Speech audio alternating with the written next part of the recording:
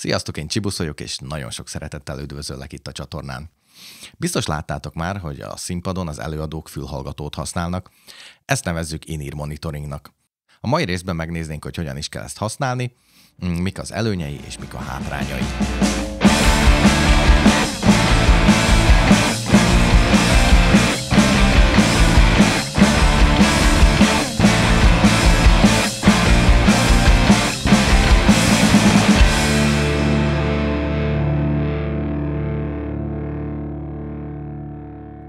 Az énekesek, illetve a zenészek ezeken az in-ear monitorokon keresztül hallják önmagukat, illetve a zenekart. Mielőtt viszont megjelentek volna ezek a rendszerek, klasszikus monitor hangfalakat használtak, amelyek a színpadon voltak szétrakva. Jelenleg is használunk ilyen monitorokat, valamint a kettőnek a kombinációját is. Az in-ear monitorok akkor kezdtek el lényegesen elterjedni, amikor a rádiórendszeres eszközök eljutottak arra a szintre, hogy vezeték nélkül is tudjuk ezeket használni. Nézzük is meg, hogy milyen előnyei vannak, hogyha egy in-ear monitort használunk.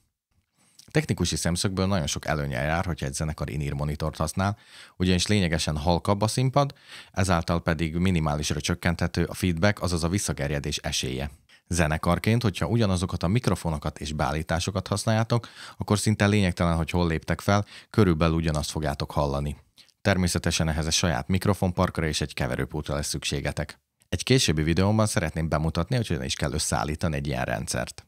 Azzal számoljatok, hogy egy in-ear monitor használata az elsőre nagyon furcsa lesz, úgyhogy mindenképp ajánlom, hogy ne csak koncerteken, hanem már a próbákon is használjátok. Én nagyon ajánlom mindenkinek, ugyanis hosszú távon meg tudjátok könnyíteni a saját dolgotokat. Na de akkor vegyük most a hátrányait.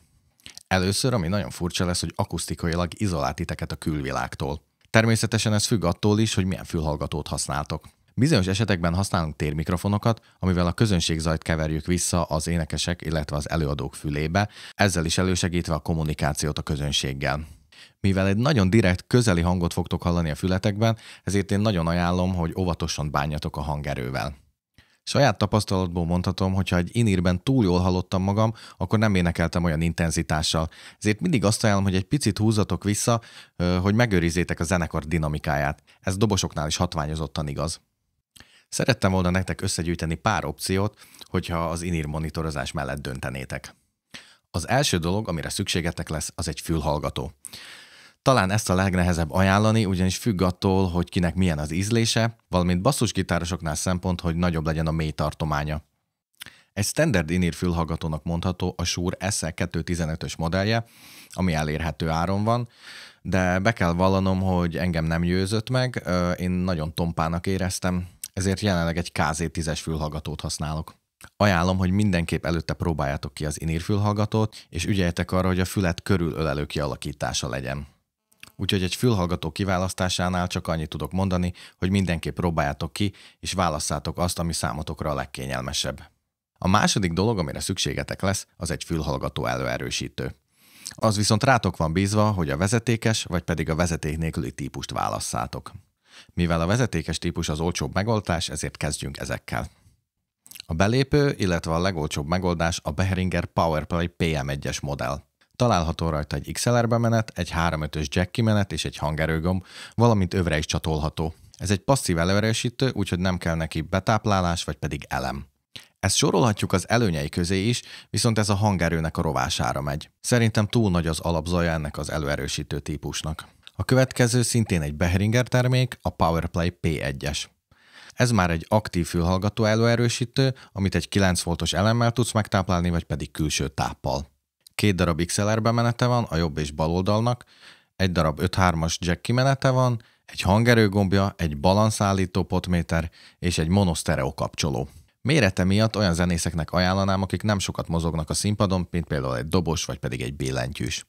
A harmadik, amit magam is használtam és meleg szívvel ajánlanék bárkinek, egy Behringer PowerPlay P2-es. Lényegesen kompaktabb a kiszerelése, mint a P1-es modellnek, szintén aktív, 2 darab 3-ás elemmel tudott betáplálni. A bemenete egy XLR jack kombi csatlakozó, a kimenete szintén egy 3.5-ös jack csatlakozó, van rajta egy hangerőgomb, és a burkolat alatt pedig egy sztereó monokapcsoló.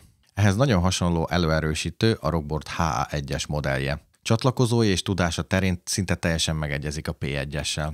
Az utolsó, amiről még szeretnék nektek beszélni, az a Fisher Amps in-ear stickje. Csatlakozóiban és funkcióiban teljesen megegyezik az előző 2 említettel, viszont árban már kicsit máshol helyezkedik el. Nem volt még alkalmam összehasonlítani az előzőkkel, de valószínűleg van egy kis minőségbeli különbség. Ha nincs nagy mozgásigényed a színpadon, akkor én nyugodt szívvel ajánlanám neked ezeket a vezetékes előerősítőket. Gitárosoknál és basszusgitárosoknál pedig külön ajánlanám, hogy szerezzenek be egy hibrid kábelt, ahol a jack csatlakozó és az XLR csatlakozó is megtalálható ugyanabban a kábelben. Így nem fogtok összefülni a színpadon a sok kábelben. A vezetékes előerősítők után pedig nézzük meg, hogy milyen lehetőségeink vannak a vezeték nélküli piacon. Itt a belépő szintnek talán az LD System MEI 1000-es szériáját mondanám. Több zenésszel is dolgoztam együtt, akik ezt használták, és teljesen megbízhatónak mondták. Ez a vezeték nélküli rendszer tartalmaz egy adót, egy vevőt és egy antennát. A vevőt 2 3-ás elemmel tudod majd megtáplálni. A lényeg, hogy amikor választunk, akkor figyeljünk arra, hogy milyen frekvenciatartományú vezeték nélküli rendszert vásárolunk. Jelenleg én a 400 MHz fölött és 600 MHz alatti tartományt ajánlom. A következő modell a Sennheiser XSV IEM set. Ez szintén tartalmaz egy adót és egy vevőt, viszont itt már látszik, hogy a kialakítása kicsit jobb minőségű. Nálam az abszolút győztes viszont a Shure PSM 300-as széria, évek óta használom, nagyon megbízható, és a kialakítása is nagyon strapabíró. Természetesen ez az árán is megmutatkozik, viszont volt alkalmam összehasonlítani az LD Systemmel, ahol hallható volt a különbség. Kezdetnek ezeket a termékeket szerettem volna nektek ajánlani az in-ear monitorozáshoz, azt, hogy mit választotok közül, az most már csak rajtatok múlik. Remélem sikerült hasznos információkkal szolgálnom nektek az in-ear monitorokkal kapcsolatban. Sokat segít még mindig, hogyha feliratkoztok a csatornára, illetve megosszátok a videóimat. Nagyon szépen köszönöm, hogy megnézted a videómat, és nem sokára érkezem a további tartalmakkal. Sziasztok!